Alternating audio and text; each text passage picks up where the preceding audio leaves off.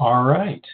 Are we leaving this this welcome placard up here, I will switch it.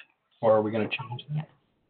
Great. I was going to show that land grab map, but I don't think we have time. So, good afternoon, everyone, and welcome. We're so happy to have everyone here. My name is Paul Robbins, and I'm the Dean of the Nelson Institute for Environmental Studies at the University of Wisconsin-Madison. But more than that, I am one of many residents of Science Hall, where none of us are right now, but that we call home. And Science Hall recently hosted the Our Shared Future Heritage Marker during mid-March. And this marker acknowledges tribal sovereignty of all of the nations across the state we now know as Wisconsin, and highlights the desire for improvement in university relations with the Native nations around the state.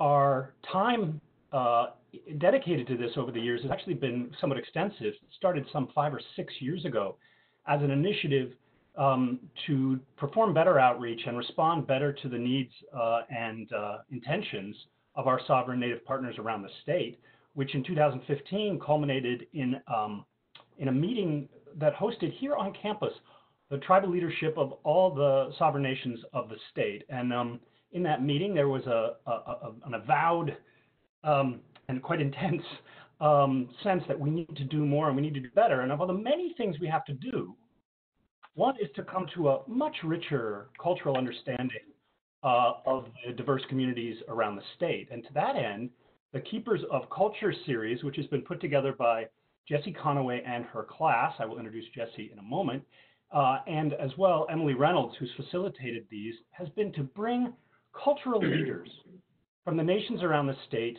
to Science Hall, at least virtually, to talk a little bit about their experience and their knowledge. And they have been so good to give us their time. And today, we're joined for a discussion with Wanda McFaggen, who's the Tribal Historic Preservation Officer at the St. Croix Band of the Lake Superior Chippewa. And we're so enormously pleased that she could find the time, with everything else that's happening in the world, to join us.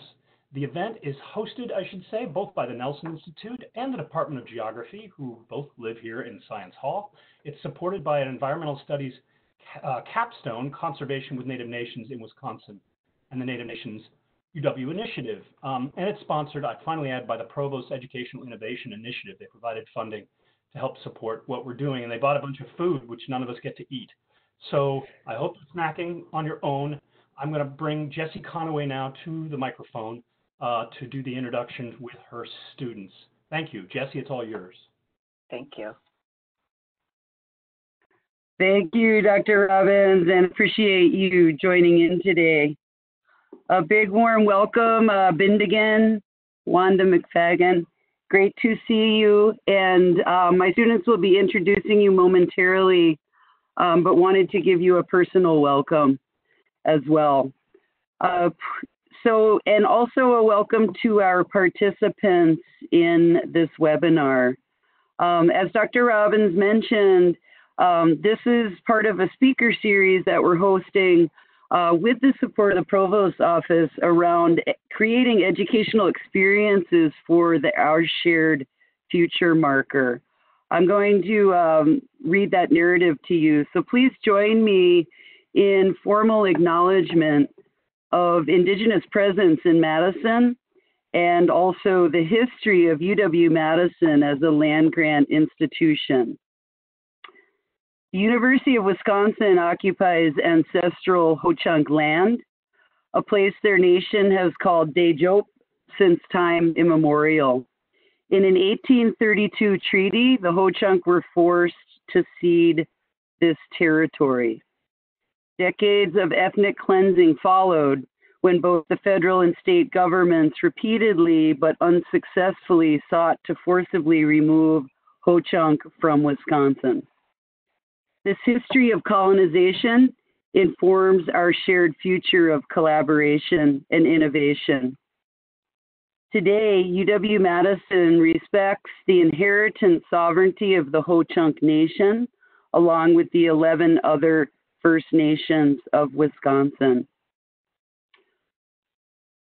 So in acknowledging this history, part of what we can do as a campus in reparation and in reconciliation is to partner more effectively with the tribes in Wisconsin.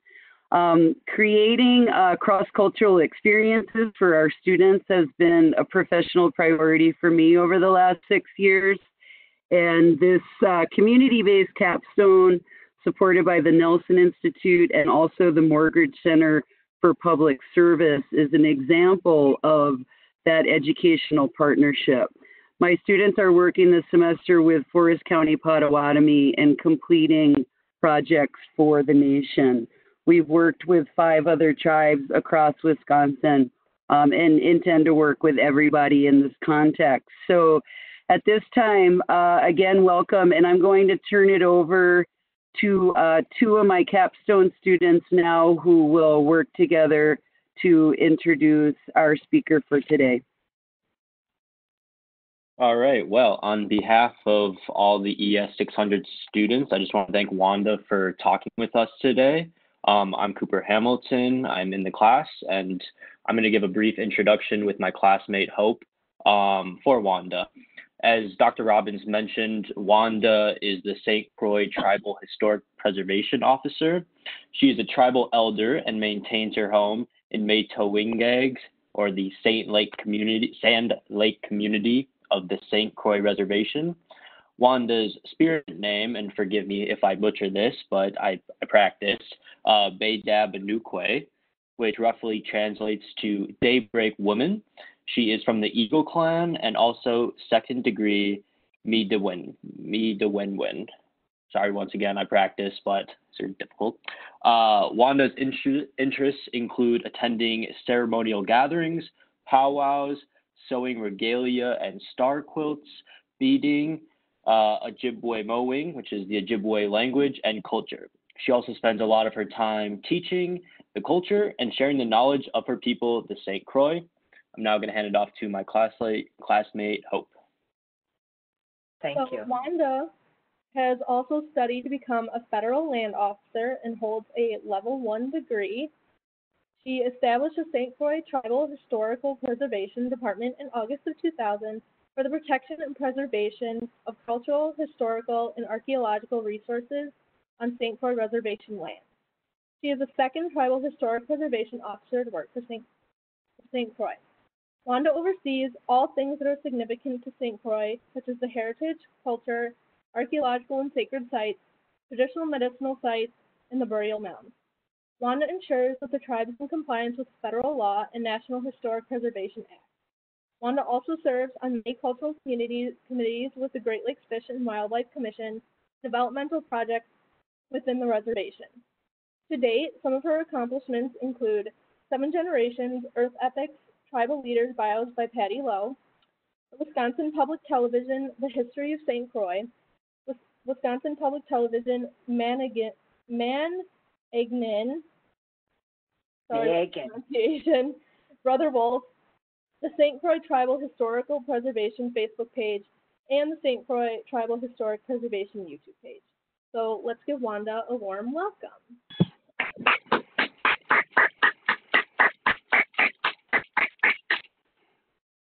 Thank you.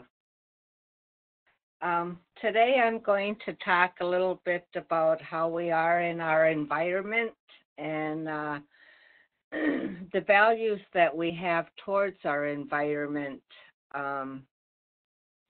So I'll get started with a little bit of historical perspective and we'll continue on from there. To its native inhabitants, the Ojibwa, Wisconsin's forest was not a wilderness but our home. Over the centuries, beginning with the migration from the East Coast to the Great Lakes region, the Ojibwa developed a woodland culture well adapted to this environment. Wisconsin's woodland environment touched every aspect of Ojibwa life. It not only furnished us with dwellings, food, tools, ornaments, children's toys, and transportation, but it also gave us artistic and spiritual inspiration as well. The Ojibwa people used bark, saplings, and limbs to make their shelters, such as wigwams and winter lodgings. Heating the shelters with firewood, birch bark, and similar materials were fastened to make food containers. These items included baskets, trays, bowls, ladles, spoons, and other utensils were used for food preparation, such as birch bark buckets for gathering sap during maple sugaring.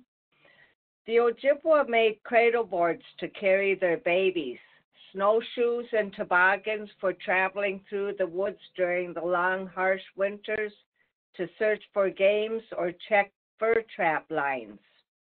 We made birch bark canoes to help with harvesting wild rice or for fishing. The great fact of Ojibwa life is unity, the oneness of all things. In our view, history is expressed in the way that life is lived each day, and in the way that harmony with all created things have been achieved. The people cannot be separated from the land and its cycle of seasons, or from the other mysterious cycles of living things, of birth and growth and death and new birth. Most of the Ojibwa people lived on land our ancestors settled before the coming of the Europeans. The homeland was immense, stretching in a great curve from the northern reaches of the plains to the southeastern shores of Lake Superior. Our people regarded the land as a gift from the Great Spirit, and it belonged to everyone in the tribe. William Warren recorded through oral tradition that the Ojibwa, Potawatomi, and the Ottawa were a single people. The Anishinaabe, as we are known amongst ourselves, migrated from the east to the Great Lakes. During the migration, when they reached the Strait of Mikinak, the three separated. The Ottawa returned to the east, the Potawatomi went south and west, and the Ojibwa continued west along Lake Superior and north to Canada. During the first half of the 17th century, French explorers and missionaries entered the land of the Ojibwa and wrote down the earliest vague historical accounts. It was reported that a community of Indian people were living by the falls of St. Mary's River, now Sault Ste. Marie, through which the waters of Lake Superior pour into Lake Huron. The French called them Selters, or people of the falls. Each of the different bands from which these falls people came had its favorite hunting and fishing spots, maple sugar groves, and moved from place to place as the seasons and activities associated with them changed. They were related to each other by kinship and marriage, and all spoke the same language. The French failed to realize these bands formed a single people and treated them as separate nations. Later, when the French discovered the close ties among the bands, they tried to classify them into tribes. In 1670, the French trader Daniel Duluth persuaded the leaders of the Ojibwa at Sault Ste. Marie to attend a council with the Dakota at the far western and Lake Superior, far western end of Lake Superior. There was an alliance made between the Ojibwa and the Dakota. The Dakota agreed to let the Ojibwa hunt on the eastern fringes of their country in return for bringing them French traders and French goods. This arrangement lasted more than 50 years. During this time, the Ojibwa spread westward across northern Wisconsin, along the shores of Lake Superior. They built a large village on Madeline Island at the mouth of Chequamegon Bay, where the French also established La Pointe, a fur and trading post in 1693. In time, La Pointe replaced Sault Ste. Marie as a gathering place for the tribe. The Ojibwa found Chequamegon Bay a better life than ever before. Fur was plentiful, fishing was good amongst the nearby islands, large patches of corn and squash were cultivated in the fields around the area, and wild rice grew in the nearby lakes and streams. Trading was also good at this time. In 1698, the French abandoned La Pointe and withdrew from all their western posts. For the next 20 years, the Dakota had no way to get trade goods except through the Ojibwa, who traveled east each year for new supplies. As the Ojibwa began moving away from Madeline Island to find food and gather fur, the Martin clan discovered one area that offered many valuable resources, located along the northern section of the St. Croix River in what is now Burnett, Douglas, and Washburn counties. In this area, the St. Croix River touches many smaller rivers such as the Brule, Yellow, McFaggen, and the Clam. Groups of Ojibwa chose to settle where the St. Croix crossed these other rivers.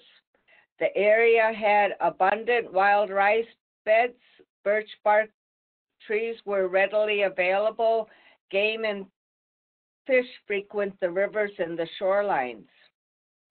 During the early 1700s, many Ojibwa began making these areas our home.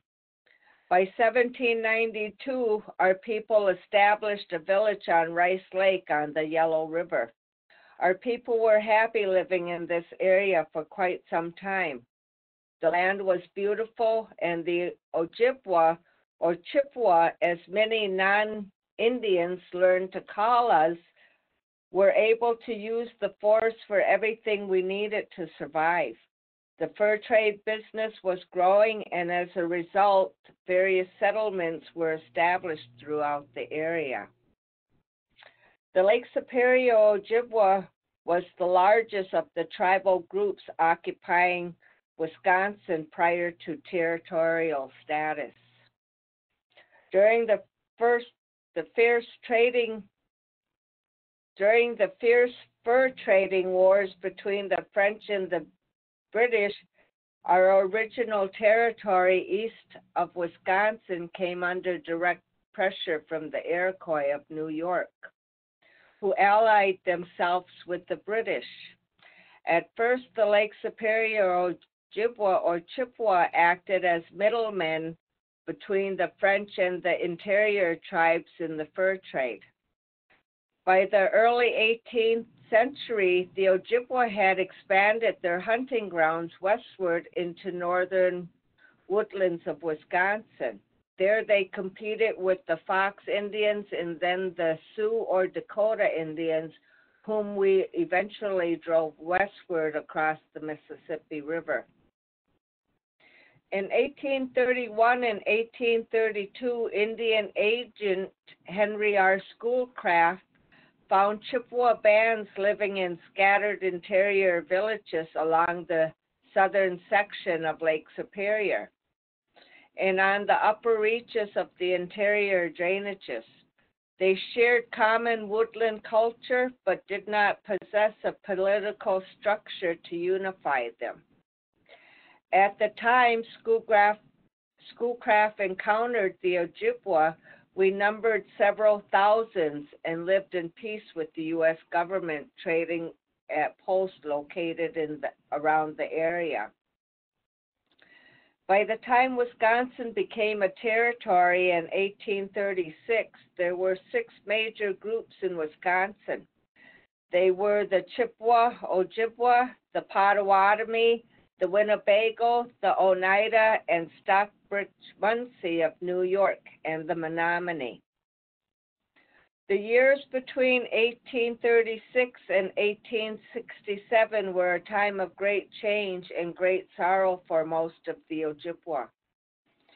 Pressure upon them increased from all sides, and with this third of a century, the white man took possession of the core of Anishinaabe land. This included all of the areas bordering Lake Superior, most of what remained bordered Lake Huron, northern Wisconsin, Michigan, Minnesota, and the plains of the Red River Valley, reaching into the northeastern corner of what is now North Dakota. In 1837, the United States agents sent out a messenger summoning various Ojibwa from northern Wisconsin and Minnesota to a treaty-making council at Fort Snelling. The U.S. government wished to make a treaty with the whole tribe for the purchase of land in Wisconsin, in the Wisconsin, Chippewa, and St. Croix valleys, which held rich forest of pine timber. The Ojibwa argued that those bands that lived or hunted on the land to be sold should make the decision. Nonetheless, representatives from the Pillager, Red Lake, Mississippi, Fond du Lac, and the Chequamegon bands, which were outside the area to be sold, were urged to signing the treaty.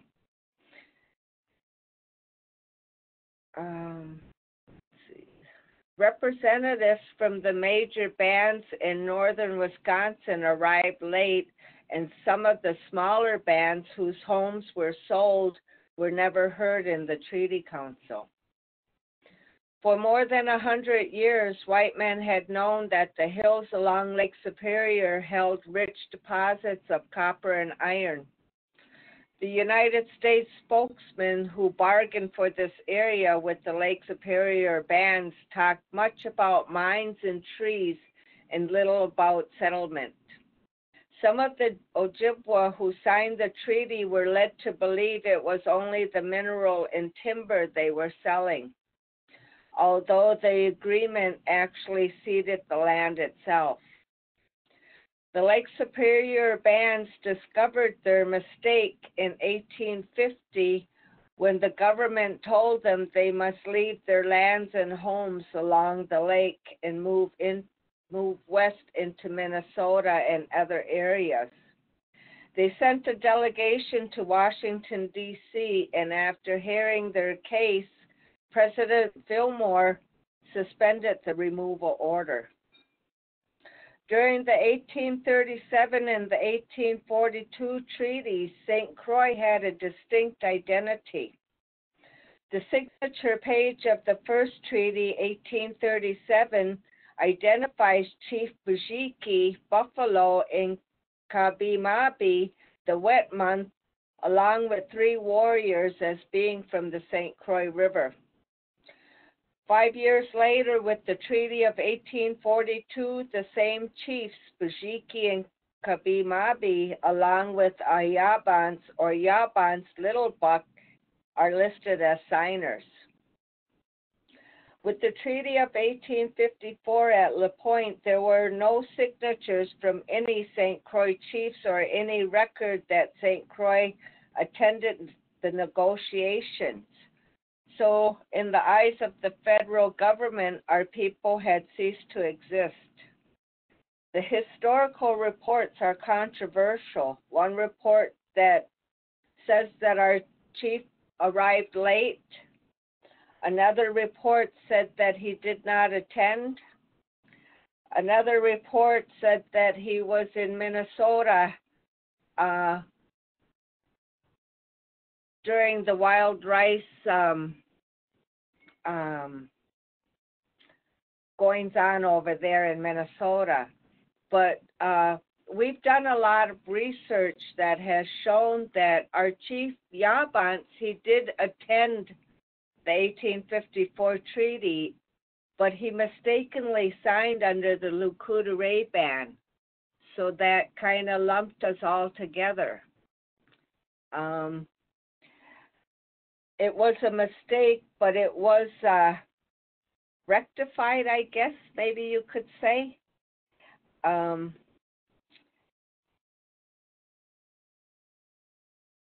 The significance, therefore, there was no reason to move, and he was not going to allow the government to push our people off our land. With everything that happened in the controversy of St. Croix and the 1854 treaty, we didn't get reservation land.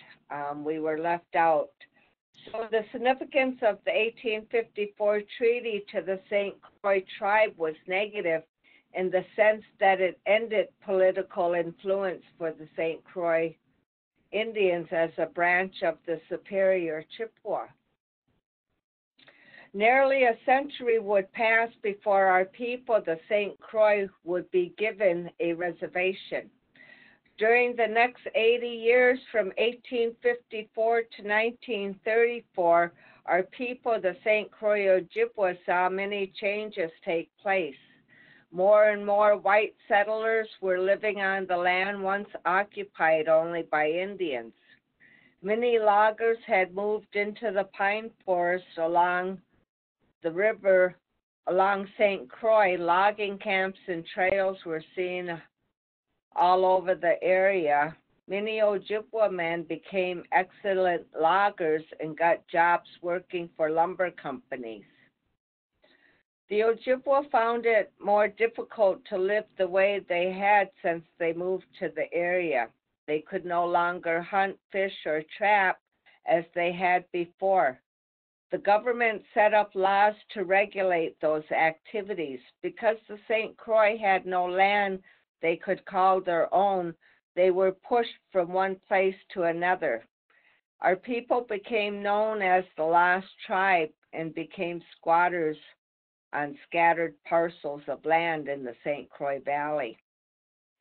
In 1934, with the passage of the Indian Reorganization Act, the St. Croix River Indians were given federal recognition as the St. Croix Chippewa Indians of Wisconsin, a federally recognized tribe.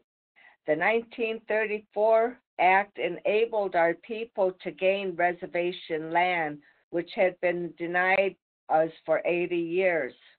Ironically, the reservation tracts were small, but were on or near the historic villages our people had been occupying for over 200 years.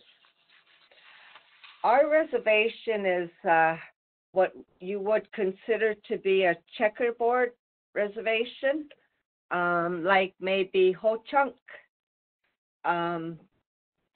But we do still maintain a lot of our culture and our spiritual aspects of being Native.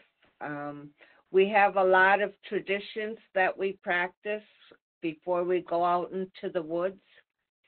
Our people never take more than what we need, and the first thing we always offer is our asema, our tobacco.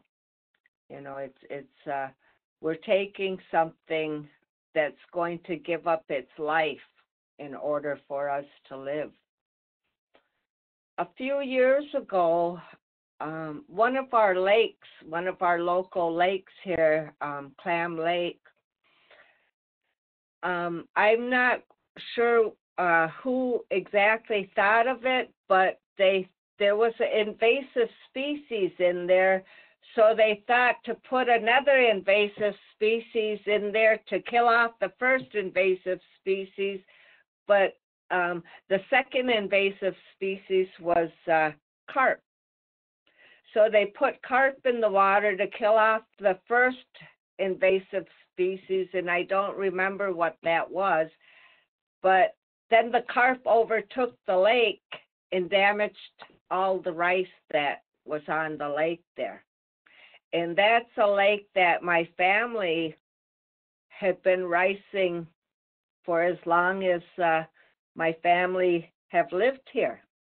My great auntie used to go and rice there, and she used to go fishing there, and so it broke our heart. It broke my family's heart that the rice was gone. So my cousin and I, in traditional form, we gathered gifts and tobacco, and we took them to all of the Ojibwa bands. We started at Mille Lacs, we went to Fond du Lac, we went to Red Cliff, Bad River, Lac du Flambeau, Mole Lake, and we told them what was happening here, and we asked them to come and pray with us, to hold lodge with us, to help us with our rice. And we built a long lodge there, and they all came. We feasted, we talked about the rice, we prayed, we sang, danced, and we did this for 4 years in a row. And people would come, we would do this, and that was the traditional part of what we were doing to help our rice. But also on the western part, we had our EPA also working towards combating this invasive species. And 2 years in a row, they took out over 136 pounds of carp. Today, our rice is flourishing there, and it started re-flourishing there in 2016, and now our people are able to rice that lake again. You know, so that to me, we've done it. You know, and I just that's one of our success stories of working traditionally and Western, that we can come together and we can work for the future of Ni Mama Aki, Mother Earth. So it's just projects like that I really touch my heart, and I like to share that story, you know, because we used our traditional way, the way that we were taught. And it brings me to this virus that's going on now.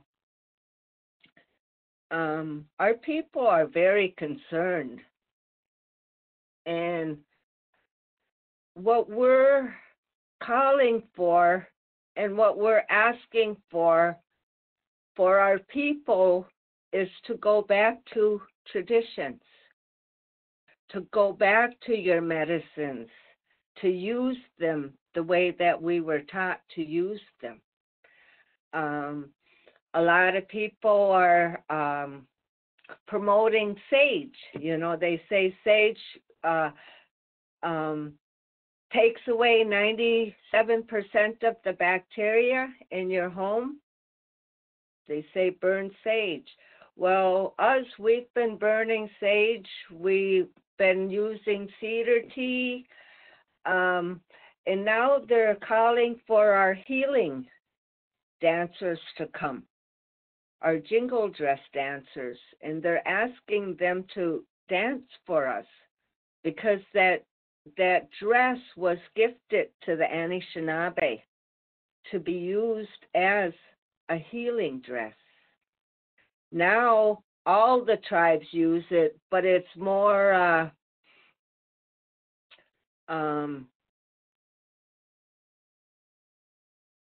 it's more contemporary, I guess you could say.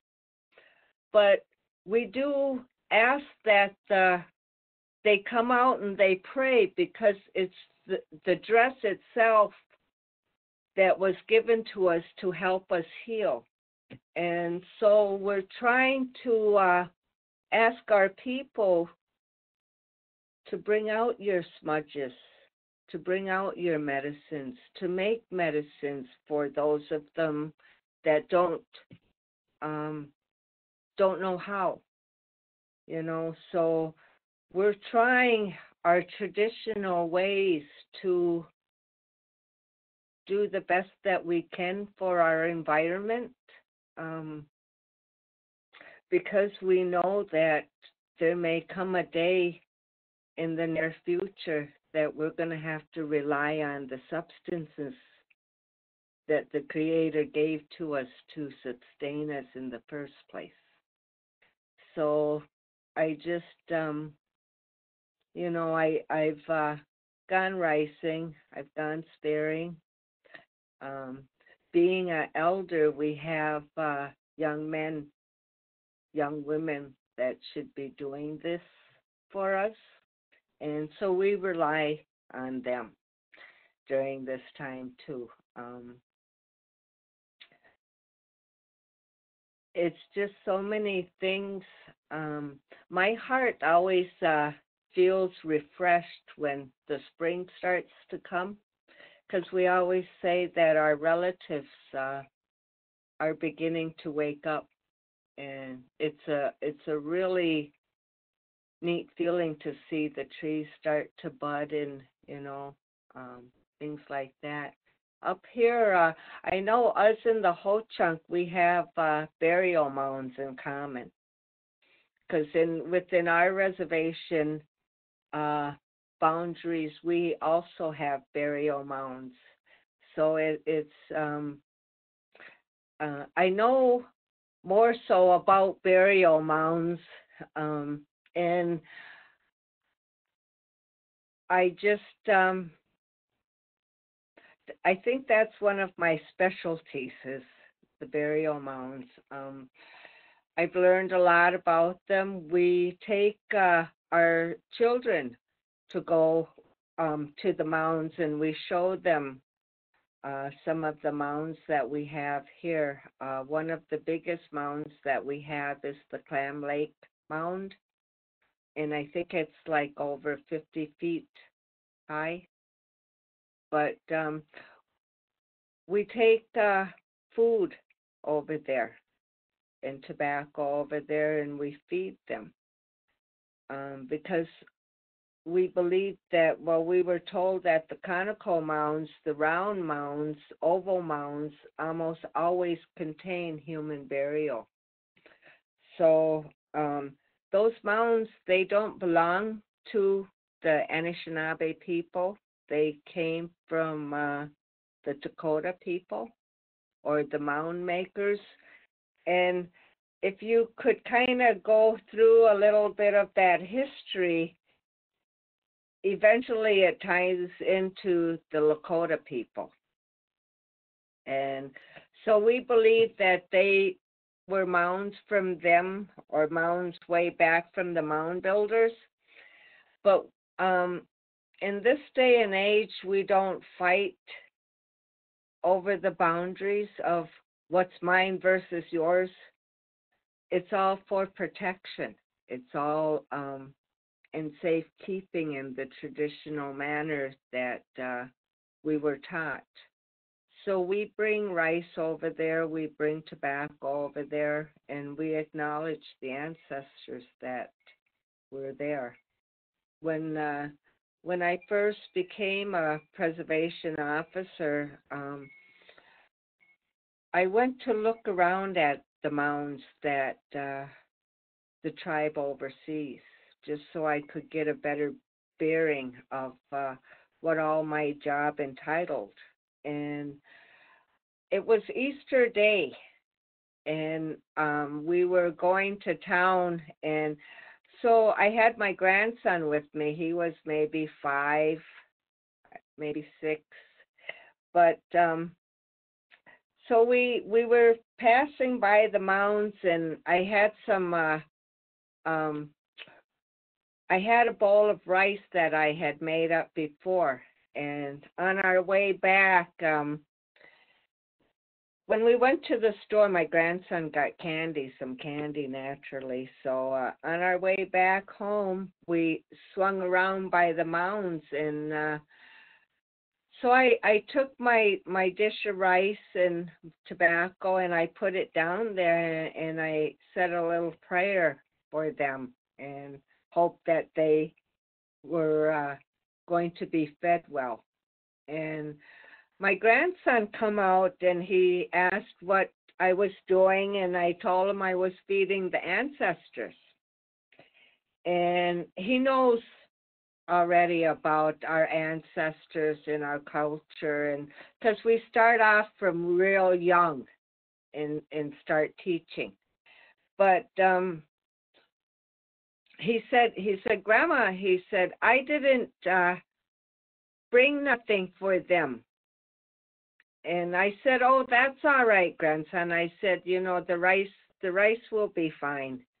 But he dug in his pocket and he took out his candy. He said, do you think they'd like some candy?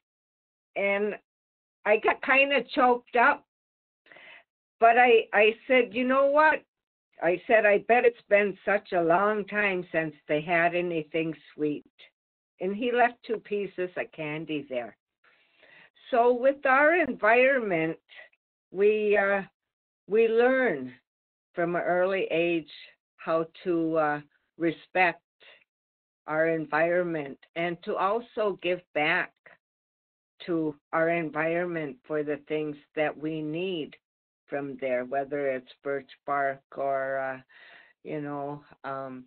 hunting, gathering, ricing. I love to have a traditional meal. It's just really one of the greatest aspects that we can have and share with one another. So that to me is a gift from the Creator. And I wish that a lot of people would understand our fights. Well, maybe not so much our fights, maybe our protesting.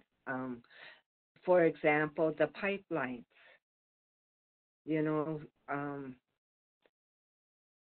They're going to ruin our earth so badly that it's going to be a long time in healing.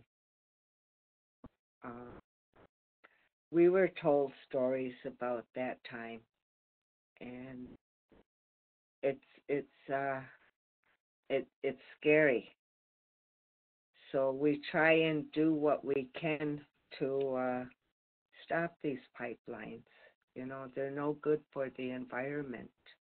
We've already seen oil spills and the damage that it does to the animals. And we've seen what it does to the lakes, to the water for the people. And, Flint, Michigan is a good example of bad water. The Navajo Hopi people are another example of bad water, and we have our leadership that are always trying to think forward, and we have people in place that are here to safeguard our resources, to speak on our resources with the federal government. And we just can't say it enough that we need to teach more about environmental issues, teach more about our resources and what we're losing. Because, they say you can't eat money. Once the fish die, once the trees die, once everything dies, what are you going to have? What are you going to have? So that's why we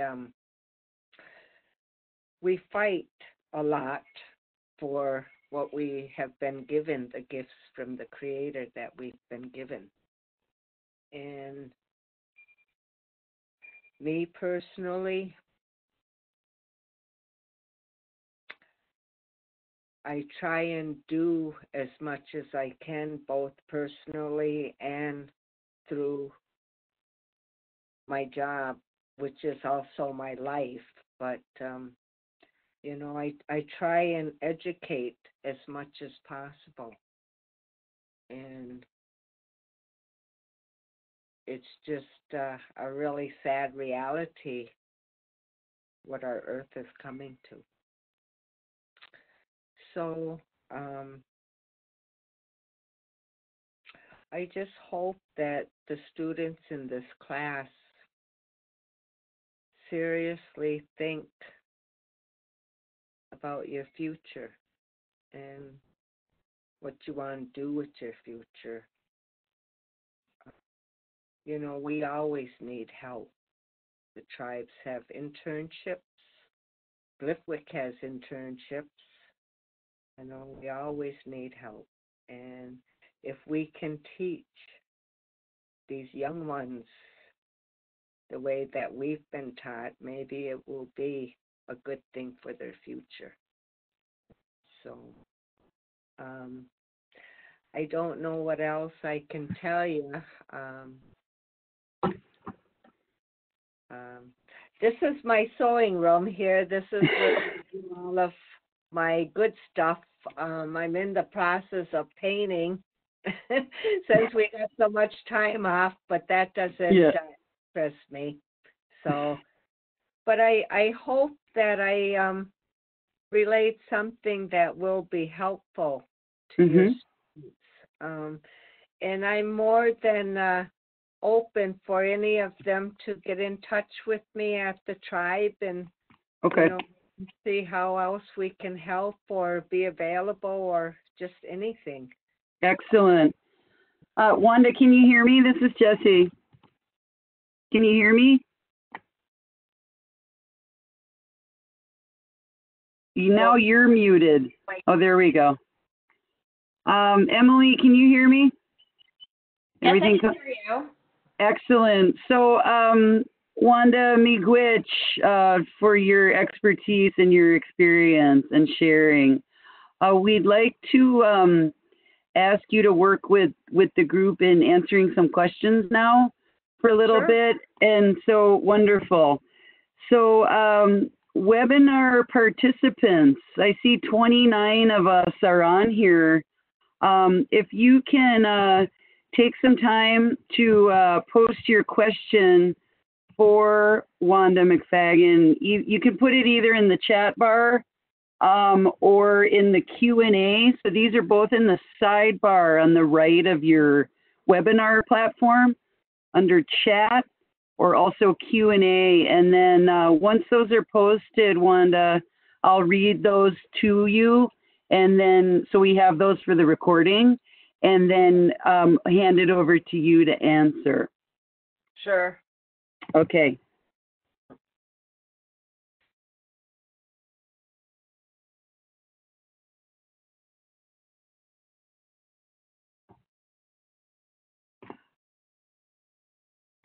So while this is getting started, Wanda, I had a question.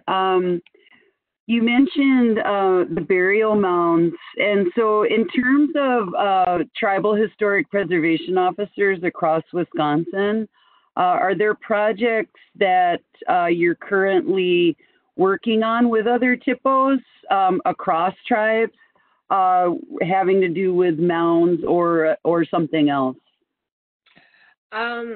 We do all get together and we work with the Wisconsin DOT.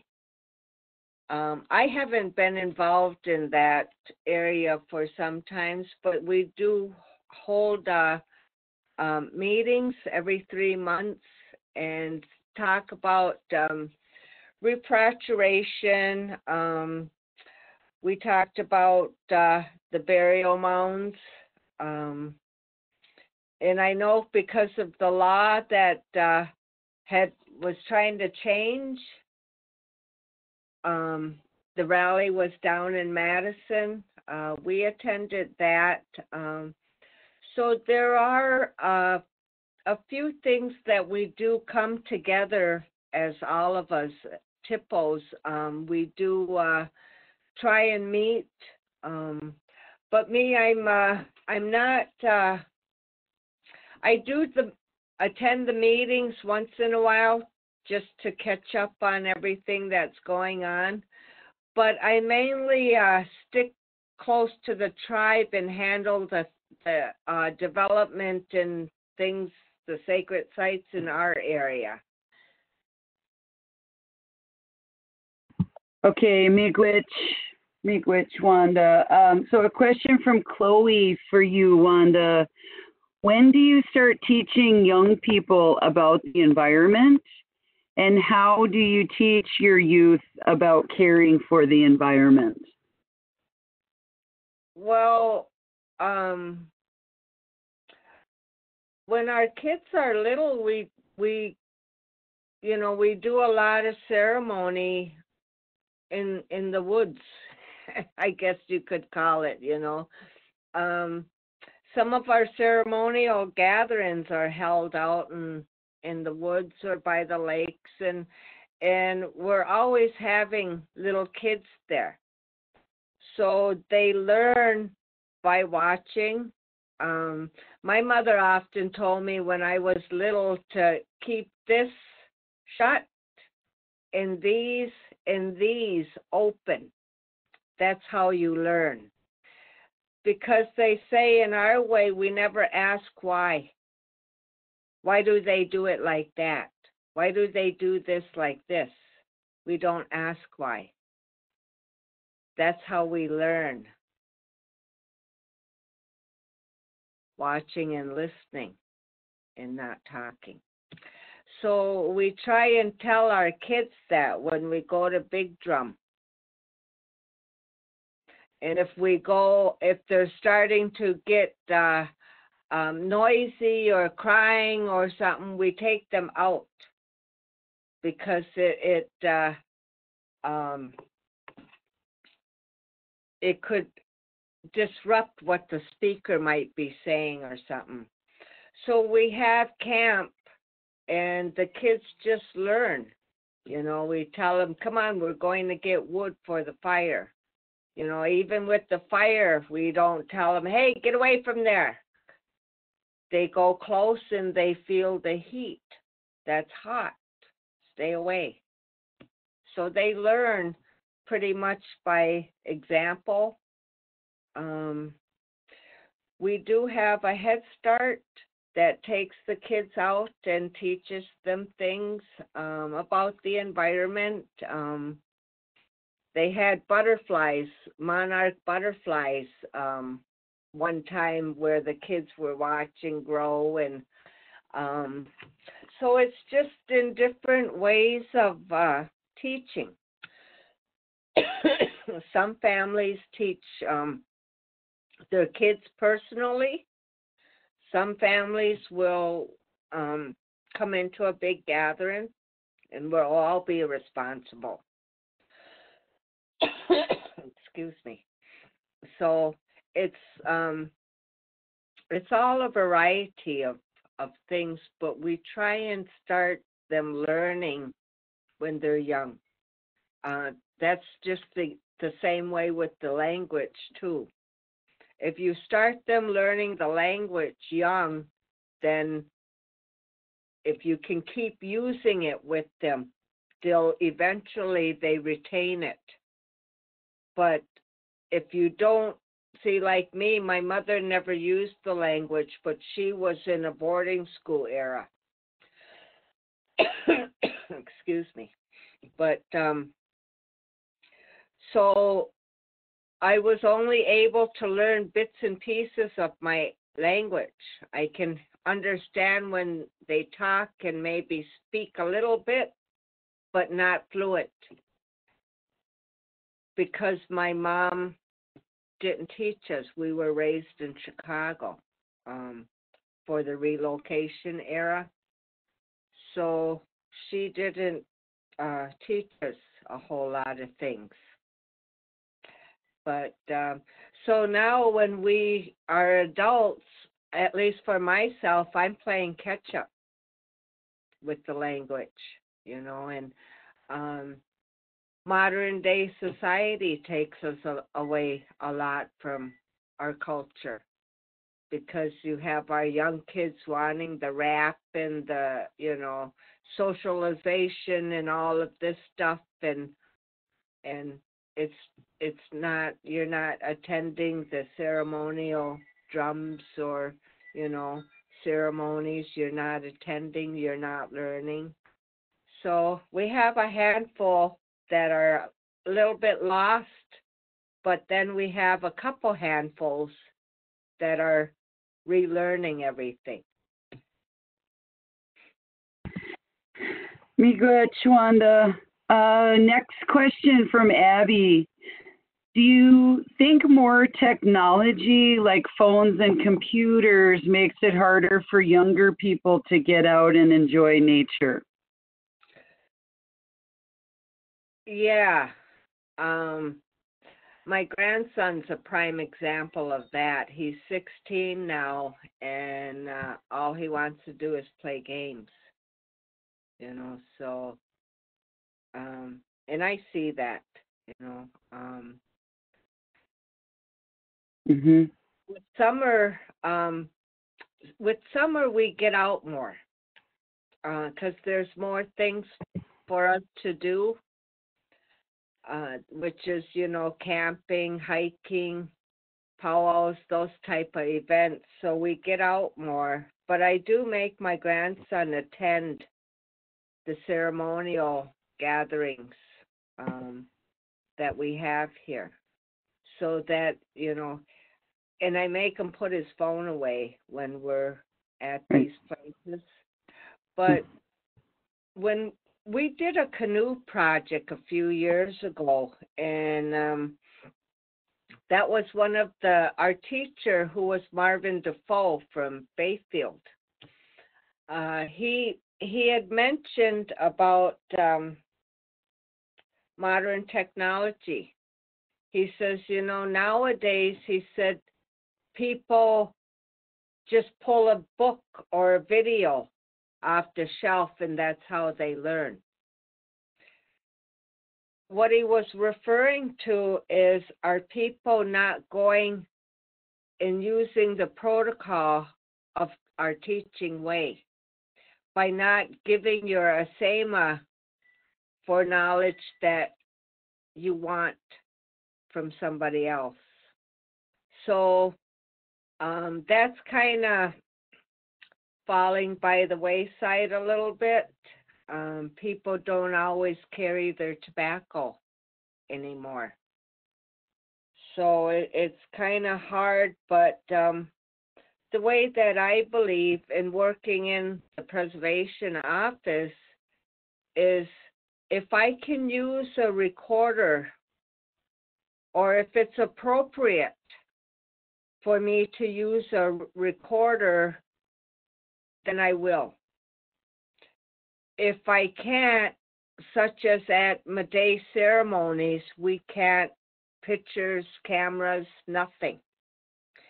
I know I cannot record that ceremony. So, and then we learn by others too. Like, see, we're not supposed to dance with our babies. Not supposed to do that.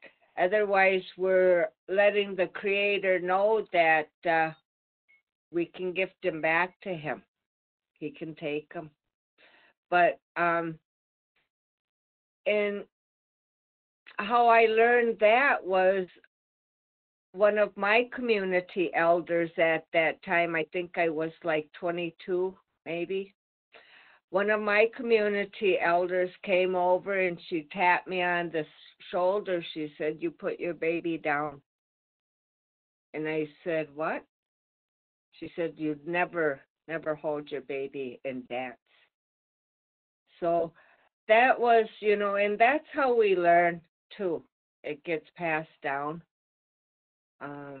We do a lot of presentations in the tribe and teach the kids that way.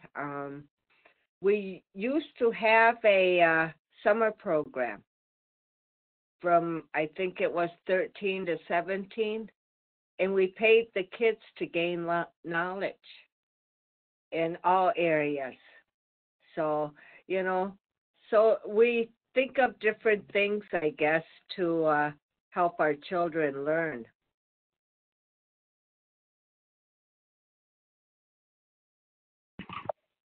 Miigwech for sharing, Wanda.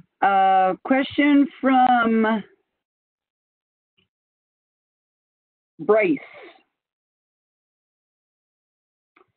Does St. Croix tribe use GIS software, so mapping software, in mapping natural resources or burial mounds or other cultural resources? Oh, yes, we have a GIS lab. The technician, he's just really on top of everything. I mean, you request a map and he's got it for you right now. So, yes, we do use modern technology for our advantage, too. So, yeah, it's housed down at our EPA building. Okay. But, yeah, we have our locations of sacred sites. And, see, I have that in my office. I don't share that with anybody, even the GIS guy. I don't share information with, because we don't want anybody getting hold of our burial mounds information and going to them or, you know, dig into them or something. So we don't, he has medicinal sites and blueberry sites, but the burial mound locations we don't give out to anybody. So. Okay. That makes sense. Think which one? So I'm going to press a pause button in our program here. So it's 2 o'clock. So this is our first wrap up for this webinar. And then the ES 600 students will stay on to continue discussion with Wanda until 2:15. So if others want to sign off, that's fine, or you're welcome to stay. You're welcome to stay on until 2:15. But let's give Wanda a round of applause. Thank you. Miigwech. Getting some good feedback here. I wanted to offer this opportunity for my students to have a little bit more time to interact with you, Wanda. So they have a few more questions. So Britta is asking, since you grew up in Chicago, what made you decide to move to St. Croix and to become a tribal historic preservation officer?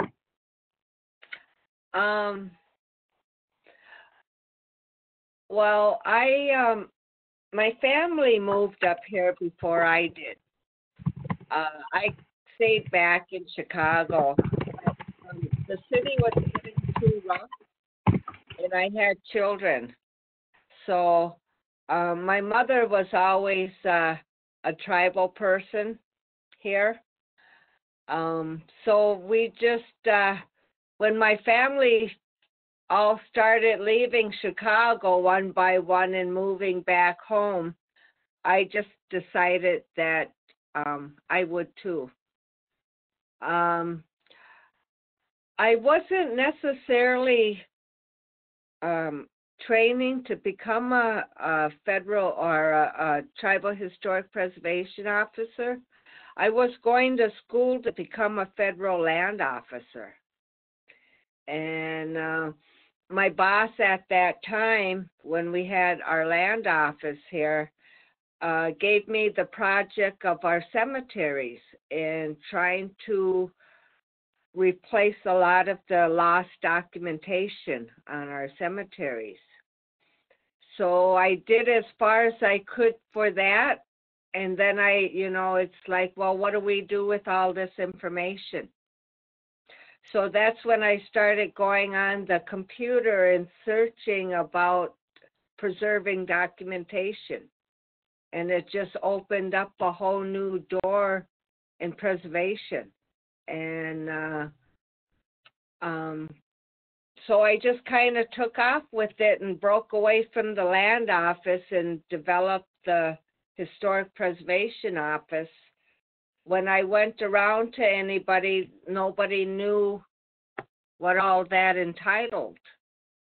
So I went to visit all of the other tribes, and I took a little bit from Edith Leoso, Kelly Jackson, and Melinda Young were very instrumental in helping us get going over here.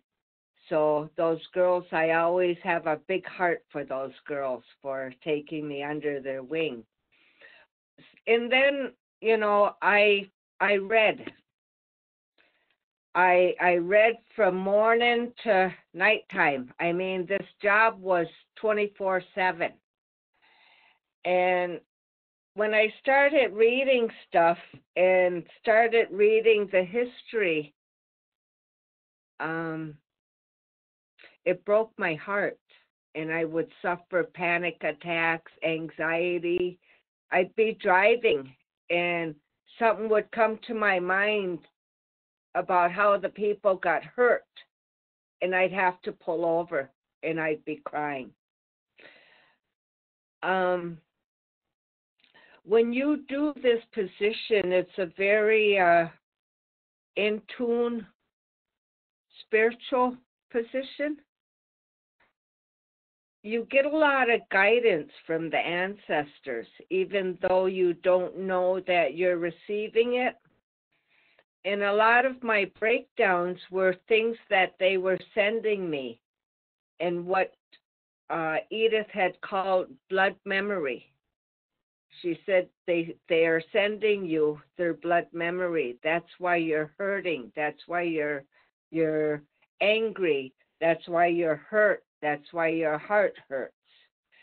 So it's a really spiritual position, and you have to, I had to go see a medicine man, and he asked them to kind of take it easy on me because I was getting so much at once that I couldn't handle it.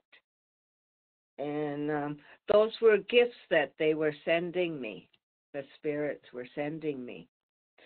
So I went down to Madison, and we were down there to oversee the human remains there. We were going to do ceremony for them.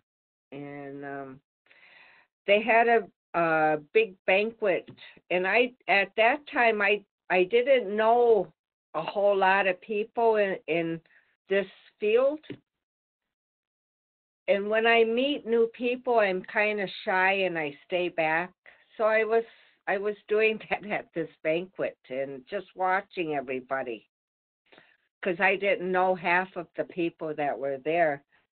So I was watching them, and then this man came up, and he tapped me on the shoulder, and he said, "It's good to see you here."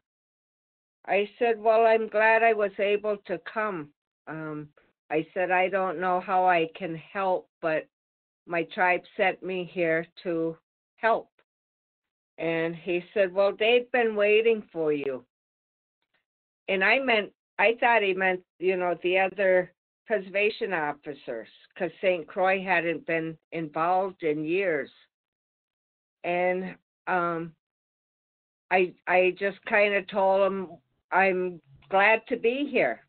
And he said, "They've been waiting for you." And it was like, wait, I wasn't sure what he was talking about, and I kind of moved away from him a little bit and didn't want to be disrespectful, but I just thought to my head, who is this crazy old guy? Come to find out, it was Fred Ackley from Moe Lake, very spiritual man. And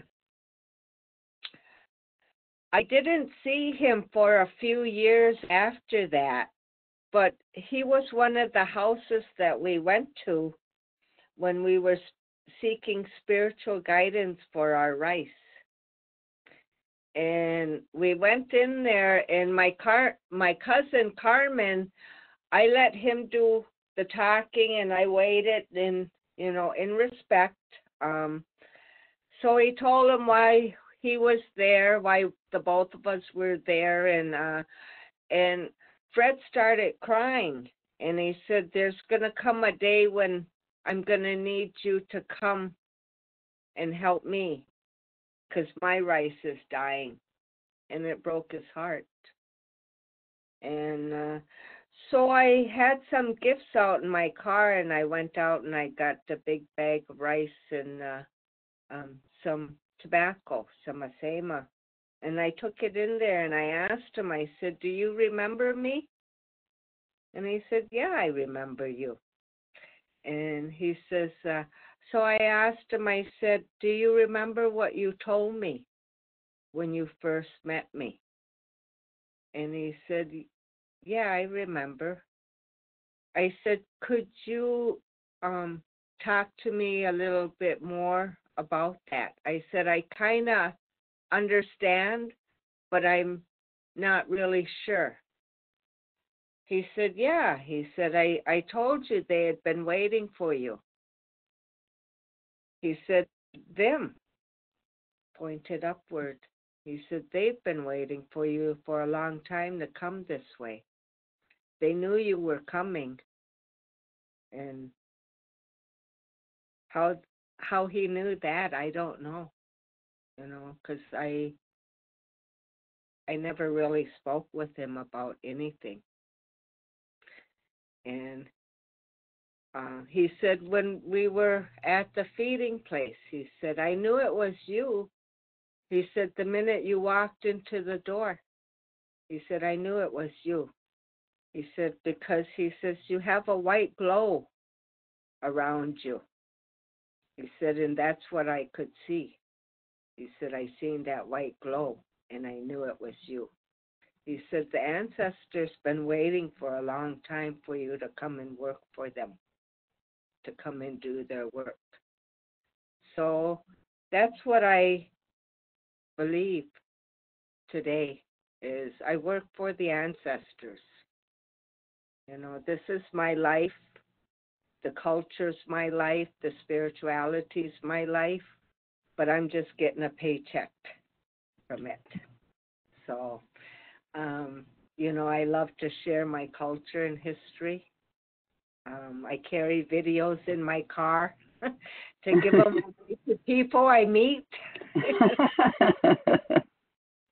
But it's a good job. It really is. Yeah, and it seems you are excellent at it. And Wanda, thank you for sharing that story and all that you've shared today. It's so meaningful, and we're so appreciative of you and your work and for you joining us today. So we're going to wrap up, and then I'm going to ask that my students stay on. I have a couple announcements for you, but Wanda wanted to say Chimi Glitch to you, and we'll follow up with you after. We'll have a recording of this so we can send it to you. But one final round of applause for you. Thank you so much. Thank you. And remember, you guys can get a hold of me anytime on Facebook.